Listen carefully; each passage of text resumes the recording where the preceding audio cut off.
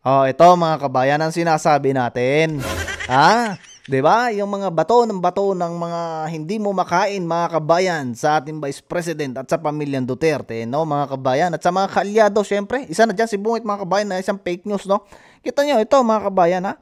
Pinsang buo ni Lisa Marcos noon, puser na raw ngayon, arestadong gubernatorial candidates na umanong pinsang buo ni Lisa Marcos timbog sa entrapment operation ng CIDG, tila itinatwa ng state-owned media. Kita mo yan mga kabayan. Kita mo yan mga kabayan. Diba? Ayan, sila mga kabayan ang may mga issue. Dating pusher mga kabayan. Nagkaroon pa nga ng estapahan daw dyan eh. Pero siyempre, bago tayo dumako dyan mga kabayan, gusto ko munang natukoy na pala mga kabayan kung sino yung sinasabing pinabili ng suka. Yung parang bumili ng suka. Tukoy na mga kabayan. Ito. Ito mga kabayan. Si mga iba yan. na naging kandidato nag-deliver lang yata ng suka nabigyan na ng certificate of candidacy. Mami! Bumili ka ng suka! Yung mukhasim! Punay! Pabili na ako ng suka. Ayan mga kabayan ha. Ang pinabili ng suka na tinutukoy siguro. Yan mga kabayan. Ha? Ang galing mag-edit ni AMP. Nahanap niya tong patalastas na to mga kabayan. Ha? Kita mo, ito pala ang napabili ni Bungit ng suka. Yan sinasabi natin nung mga kabayan, nalipat na pala to si Manny Pacquiao mga kabayan sa Bukidnon, no? Diyan na pala nakatira yan. Kita mo yan. Ito mga kabayan, pakinggan muna natin, no? Dumako tayo dito mga kabayan sa seryosong usapin mga kabayan. Are, etong na to mga kabayan, si pinsan ni Lisa Tanas, no? Siyempre mga kabayan, kung hindi ka pa nakasubscribe, mag-subscribe ka na, no? At sa ganun mga kabayan ay mapanood mo lahat ng mga videong ina-upload natin dito sa ating channel. At siyempre mga kabayan, straight PDP tayo, no? Walang ilulusot mga kabayan na iba maliban sa PDP kasi makikita ninyo ang line-up mga kabayan ng nandyan sa hindi man sa tayo naninira mga kabayan, pero halos lahat ng nandyan ay puro balingbing sa lineup ni Bungit. Pakinggan muna natin mga kabayan itong sinasabi dito ng pulis, no, na nakahuli dito sa nagpakilalang pinsang buo ni Lisa Marcos mga kabayan. Alam ko yung iba sa inyo napanood na, pero dito sa channel natin lalabas pa rin natin mga kabayan. Lumalabas na doon sa build up natin. Okay. Ano pa po yung profile nito? Hindi natin nakuha yung details sa kanyang profile. Teka lang mga kabayan, baka sabihin fake news tayo, no?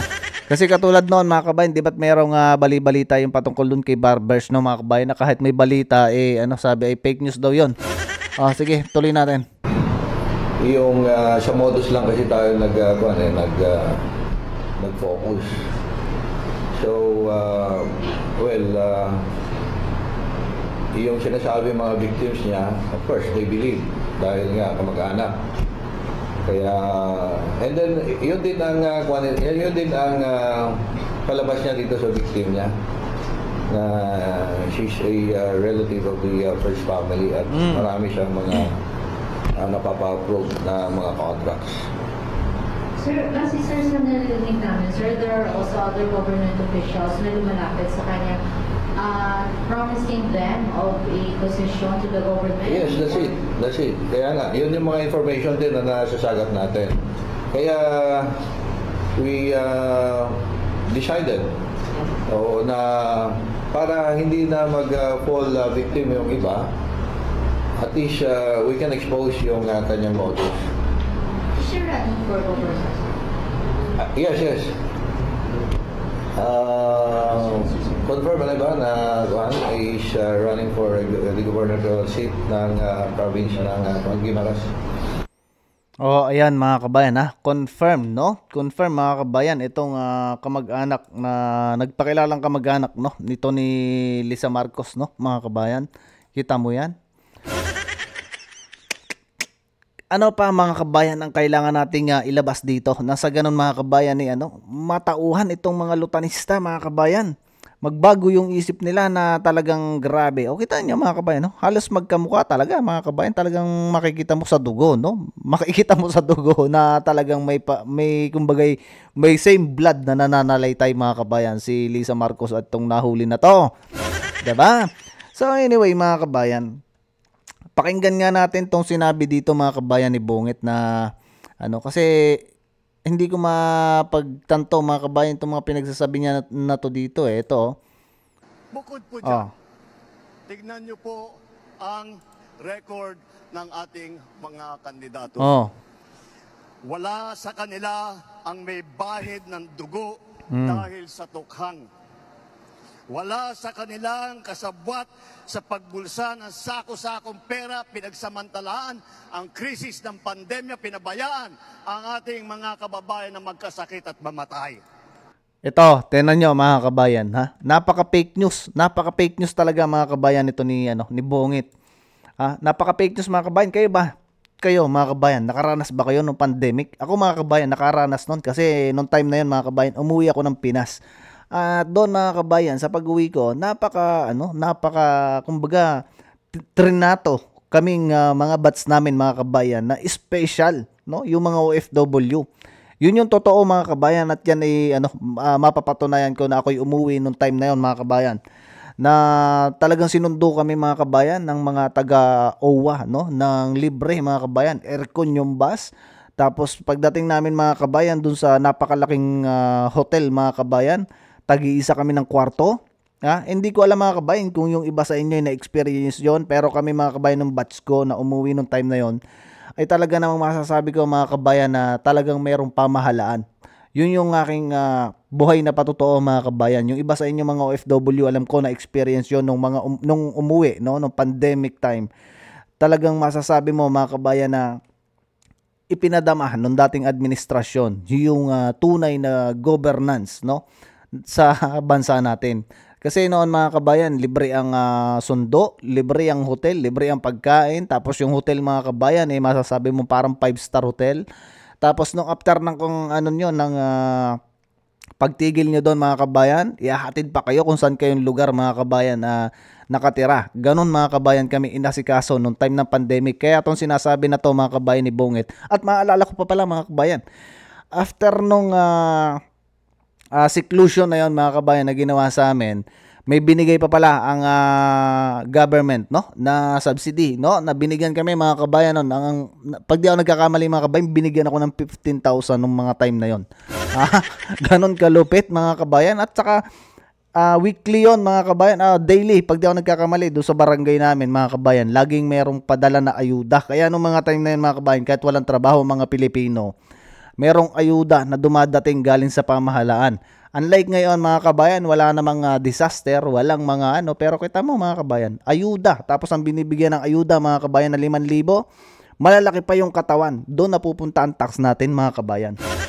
'Di ba? Ganito. Tapos fake news ang sinasabi nito mga kabayan na pinabayaan daw ng administrasyon ni PRRD yung mga Pilipino. Kita mo mga kabayan kung paano to magsinungaling tong tao na to. Grabe mga kabayan. Kaya sana, no, wag na kayong pabubudol, wag na tayong pabubudol muli, no? Lalo pat parang siya yung nangangampanya dito, mga kabayan, hindi yung kanya mga senatorial, 'di ba? Parang siya yung nangangampanya at puro ka budulan ang sinasabi. Wala sa kanila ang mga pumapalakpak sa China at natutuwa pa kapag tayo ay binobomba ng tubig. Sino mga kabayan? Alam niyo, diyan literal na fake news. Dapat pinatatawag dyan mga kabayan ng TRICOM. Ito ang number 1. Ito ang dapat number 1 mga kabayan na imbestigahan. Pangalawa si Barbers. At yung iba pa mga kabayan, isipin mo mga kabayan, sino mga Pilipino ang tumatawa pag binobomba yung ating mga Coast Guard at yung mga mangingisda natin mga kabayan? Sino ang tumatawa sa inyo? Pabor sa nangyayari? Kahit ako mga kabayan, hindi ako pabor sa nangyayari doon sa West Philippines na ginaganyan yung ating mga kasundaluhan. Kung maaari lang nga mga kabayan, lumaban. Diba? Kaso mga kabayan, yan, pinalalabas nito na tayo daw mga kabayan ay pumapalakpak pa na ginaganon yung ating mga Coast Guard. Nandun nga mga kabayan na nagagalit tayo nung ating isang Coast Guard ay naputulan ng daliri. Diba? Yung binubutas yung pamboat. Ganyan to magsinungaling tong tao na to.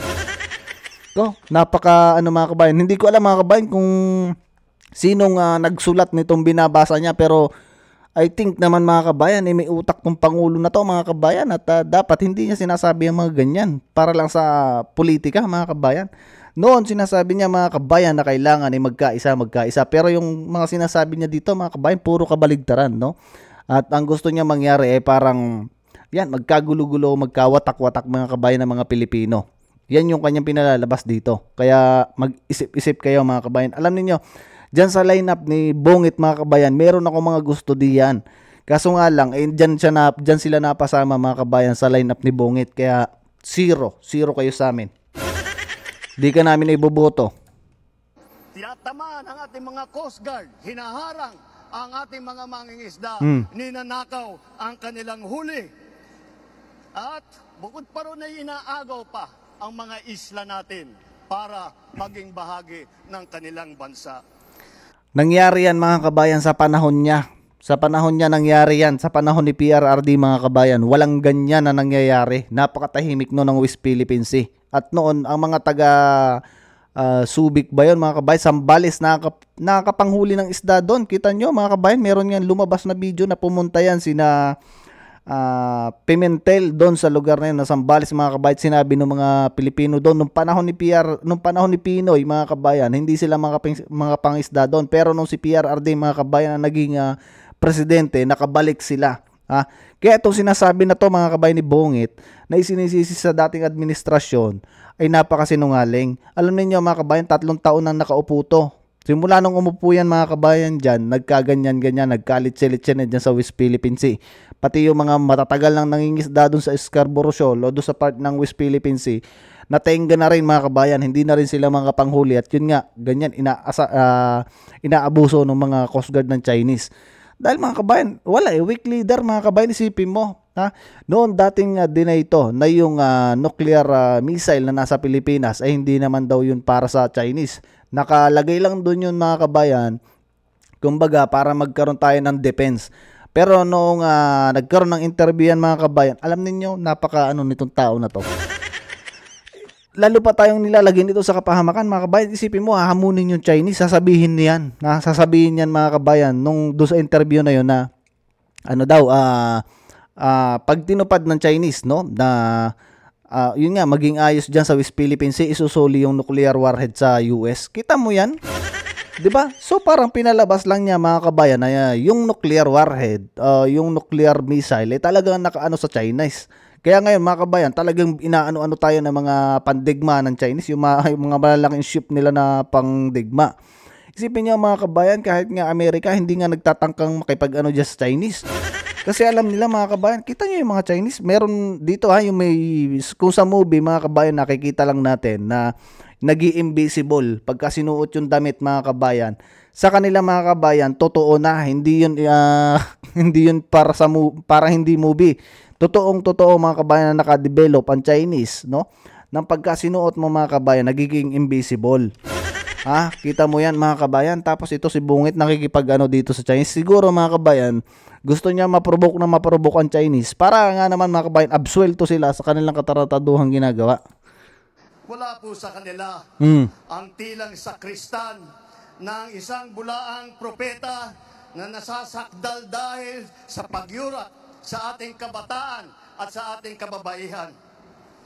Wala sa kanila ang tagataguyod ng pugad ng krimen, ng sentro ng paglalapastanan ng mga kababaihan na mga pugo. Tayo ngayon ay nasa sangandaan ng ating paglalakbay bilang isang malayang bansa. Bilang isang sambayanang may dangal, may sipag, at may talino. Ngayon mga kabayan, sa palagay ninyo, lalo na kami mga OFW mga kabayan, hindi ko na sinasama yung iba. Ako na lang mga kabayan bilang isang OFW. Hindi ko na-feel, no, na talagang yung dangal. Sa totoo lang mga kabayan, nakakahiya itong Pangulo natin. Isa siya mga kabayan sa representante ng ating bansa, pero ang kanyang ginagawa mga kabayan, nakakahiya sa panahon ngayon. Sa totoo lang mga kabayan, hindi naman mga kabayan magsasabi yung ibang OFW, especially yung mga taga Japan, taga Middle East mga kabayan, na itong Pangulo natin ngagba. Diba? Nakakahiya mga kabayan. Nagkalat yan mukha niyan mga kabayan sa international news. Sa Taiwan, sa Japan, sa Middle East. At saka sa iba pa, sa mga sa Western. Makikita mo yung mga kabayan ng title ng caption or headers ng kanilang news. Ito si Bungit mga kabayan, hindi maganda. Sos, tunay. So anyway mga kabayan, pakita ko muna sa inyo, no? Etong sinasabi mga kabayan nito ni Asidre, no? Talagang ito mga kabayan ni gustong-gusto nitong mga to na ma-impeach ang vice presidente ito. The Vice President's past behavior, including her infamous public outburst na nakita natin lahat sa social media at yung threat na sa paggamit ng dahas should not be dismissed. Hindi malayo, naniniwala ako hindi malayo na pwede niyang saktan ng ating Pangulo. She has demonstrated already what she's capable of. Kita naman natin nung sheriff na... Alam niyo mga kabayan, kaya itong mga to ay pinipilit nila, no? Kasi yung NBI, no, nag-file na rin mga kabayan nung inciting to sedition, no? Ito, katulad nitong sinasabi na to mga kabayan. Alam niyo kung talagang ito ay iniintindi ng mabuti nitong mga to mga kabayan. Hindi ganyan ang lalabas sa kanila. Tayo ngang normal na Pilipino, mga kabayan, naintindihan natin yung ibig sabihin no, sinabi ng Vice President. Hindi porke tayo sumusuporta mga kabayan to sa Vice President. Tingnan nyo, kahit balibaligtarin nyo mga kabayan yung sinabi niya, wala doon mga kabayan na tinitreat niya yung Pangulo. Ang nandun mga kabayan, kung siya yung may threat, kung iintindihin nyo ng mabuti yung sinabi ng ating Vice President na kung sakaling may mangyari sa kanya. No, mga kabayan, kung wala namang nangyayari sa kanya, wala namang mangyayari, mga kabayan, dito kayo nabungit. Bakit sila ay masyadong defensive? Na napuruhan ni Mayor Inday. If we continue to delay justice... Tingin ko itong si Asidre, mga kabayan, hindi ko sinasabing confirm, no? Pero tingin ko lang, mga kabayan, syempre, tropa-tropa yung mga yan dyan sa Congress, tropa-tropa yung mga yan dyan sa lower house, at kay Martin Romualdez. Tingin ko, mga kabayan, malaki ang natanggap nito kay Romualdez. At saka yung sinasabi ng ibang mga congressman, mga kabayan, na hindi, yung nagsabi na meron talagang natanggap tong mga to, mga kabayan, na 150 billion. 150 million, mga kabayan. Diba? Meron nagsasabi nun sa Billionaires TV, mga kabayan, sa isang interview, na meron talaga, no, na bigayan. We may be placing our Commander-in-Chief in serious danger. We're not dealing with Tsaka, paano mo mga kabayan ilalagay sa danger yung natin Commander-in-Chief? Sa dami mga kabayan, laging ang tamang hinala yun. Di siyempre, napakarami mga kabayan na nakapaligid dyan na mga security, di ba? Ordinary elected official here. Hindi ho simpleng lingkod bayan ang pinag-uusapan natin dito. Vice Presidente po ng ating bansa. At alam naman ho ng lahat na ang Vice President ay may history ng brash at violent tendencies. Kita ho natin yan, mayor pa lang ho siya. And she has made direct threats before. Dati may mga threats po siya na ginawa. Merong binabasa mga kabayan ito si Asidre. Pansinin niyo yung mata niya mga kabayan. Panayan lingon dito sa bandang left side, right side mga kabayan. Parang meron siyang binabasa na line, no, kung ano yung kanya sasabihin. Lahat sila mga kabayan may mga ganitong may mga ganitong sinasabi about dyan sa impeachment ng ating Vice Presidente. Pero kung tutusin mga kabayan, on what ground, no? Nandyan mga kabayan yung COA, kinonfirm na nila, 'di ba? Na maayos naman na i-disburse yung pera, 'di ba? And we would be foolish to ignore the possibility na ngayon gagawin talaga niya. Napakaraming pwedeng mangyari sa loob ng 5 buwan na naantala ang Senate trial. Totoo mga kabayan na takot itong mga to sa Vice Presidente. Kaya gustong-gusto nila mga kabayan na ma-impeach ang Vice Presidente. Kasi mga kabayan, ilang taon na lang, 2025. 3 taon na lang mga kabayan, takbuhan na for President. At may balita tayo mga kabayan ng ating dating Pangulo. Kung sakali man daw mga kabayan na ma-impeach, no, si Vice Presidente, tatakbo ulit siya na President. Yan yung sabi mga kabayan ni Congressman Pantaleon Alvarez. Itong mga to, takot na takot mga kabayan kasi nakita nila kung paano maging brutal si Beefy, no? Even yung sheriff na sinasabi nito, sinapok kasi nga mga kabayan, illegal mga kabayan na dinidemolish yung walang lilipatan na mga tao. Tayo maging naive. Everyday na na-delay po. Natin niyo yung mata niya mga kabayan, no? Okay, no? Meron pong threat sa buhay ng ating Pangulo. kill threat sa First Lady at sa ating Speaker of the House. Hindi lang ito dapat usaping technical. Hindi lang dapat ito usaping legal. This is not about legal technicalities. This is Meron siyang binabasa mga kabayan. Kasi talagang kailangan nilang madaliin mga kabayan. No? Kumbaga, magkalat ng ganitong mga statement para sa ganon mga kabayan. Yung ating Vice Presidente ay hindi paniwala ng mga Pilipino. Pero ang Pilipino ngayon mga kabayan, hindi na katulad noon na madadala mo sa mga ganyang pakulo. Ngayon mga kabayan, kalat na sa social media. Ang tao may isip na. Alam nyo, simula nung naupo ang ating dating Pangulo mga kabayan si PRRD, tayong mga Pilipino, natuto na mga kabayan. Siya yung nagmulat sa atin kung paano dapat mamuno ang isang pinuno ng bansa, no? Kung paano gampanan yung trabaho nila. At sinabi din mga kabayan niya, pinamulat sa ating mga Pilipino na sila ay trabahante lang natin mga kabayan, paswelduhin ng gobyerno ng mga Pilipino. Diba? Lahat ng nandyan mga kabayan. Kaya mga Pilipino ngayon hindi na mauuto nitong mga tao mga kabayan. Ano na lang, siguro ang mauuto nito mga kabayan yung mga nakakatanggap, no? Yung mga nakakatanggap ng mga ayuda, no? Katulad na lang nung lalaki nagsasayaw mga kabayan na nakatanggap nung tupad, no? Na yung tinarabaho lang mga kabayan na ikaw konti tapos nakatanggap na 5,000. Yun mga kabayan, doon na pupunta ang tax natin na binabayaran dyan sa gobyerno. No? Doon sa mga ganong tao nakalalakas ng katawan mga kabayan, hindi magbanat ng boto, asa sa tupad. Sus Mario Jose. O siya, sige na mga kabayan. See you na muna sa inyo sa susunod na video. Adios sa inyo at huwag nyo kakalimutan mga kabayan itong lumalabas na to sa screen natin. Yan.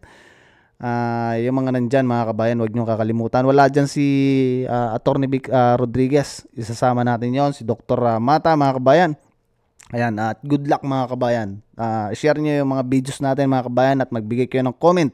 Nang sa ganun mga kabayan, mas marami pa yung makapanood sa mga video ginagawa natin. Maraming salamat mga kabayan. Adios muna.